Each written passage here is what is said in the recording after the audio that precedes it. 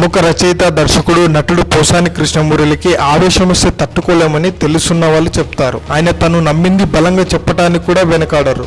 ఈ నేపథ్యంలో ఆయన కామెంట్స్ ఎప్పటికప్పుడు సంచలనం రేపుతుంటాయి.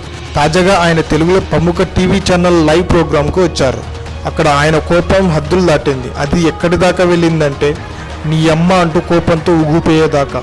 ప్రముఖ కాంగ్రెస్ నేత విహెచ్ హనుమంతరావు మీద ఆయన మండిపడ్డారు. లైవ్ డిస్కషన్ ఏమిటంటే సరిహద్దులో సైన్యం చేపట్టిన సర్జికల్ స్ట్రైక్ విషయం. సర్జికల్ స్ట్రైక్ గురించి చర్చా కార్యక్రమానికి పోసాని కూడా పిలిచారు. ఆయనతో పాటు కాంగ్రెస్ నేత విహెచ్, సిపిఐ నారాయణ కూడా వచ్చారు.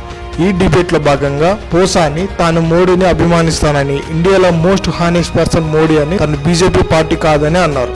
అలాగే మోడీని తను చిన్నప్పటి నుంచి చూస్తున్నా అని, ఆయనపై ఒక అవినీతి మచ్చ కూడా లేదని తేల్చి చెప్పారు. అలాంటి వ్యక్తి స్వయంగా పాకిస్తాన్ వెళ్లి ప్రధాని నవాజ్ షరీఫ్ అమ్మకాలకు దండం పెట్టి ఒక చీర ఇచ్చి అన్నం తిని హిందూ ముస్లిం బాయ్ బాయ్ అని చెప్పినా కలిసి ఉందామన్నా పాకిస్తాన్ వినలేదని, అలాంటి వారితో ఎన్నిసార్లు వెన్నుపోటు పొడిపించుకోవాలని వాళ్ళకి మోడీ సరైన సమాధానం చెప్పారని అన్నారు. దాంతో విహెచ్ హనుమంతరావు మోడీ గురించి మాకెందుకు, చర్చను పక్కదారి పట్టిస్తున్నావు అంటూ కోపంగా అన్నారు. దానికి పోసాని మాట్లాడుతూ తాను మాట్లాడుతున్నప్పుడు మధ్యలో ఎవరు కల్పించుకోవద్దని, ఎవరైనా మాట్లాడుతుంటే తాను మాట్లాడనని, తాను చదువుకున్న వాడినని, పిచ్చి కుక్కను కాదని, వాగితే వాగటానికి కుక్కలాగా మాట్లాడనని, తనకు ఒక పాలసీ ఉందని, తనకు మోడీ అంటే ఇష్టమని, పొగుడతానని, నువ్వు ఎవరివి మాట్లాడవద్దని అనటానికంటూ ఒక రేంజ్లో ఫైర్ అయ్యారు.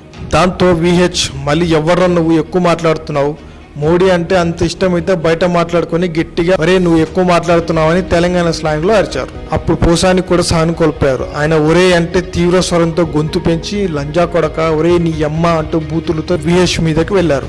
విహెచ్ కూడా అంతే కోపంగా మీదకు వచ్చారు. ఈలోగా స్టూడియో వాళ్ళు ఎలర్ట్ అయి కెమెరాని ఆపి వెళ్లి ఇద్దరిని పట్టుకున్నారు.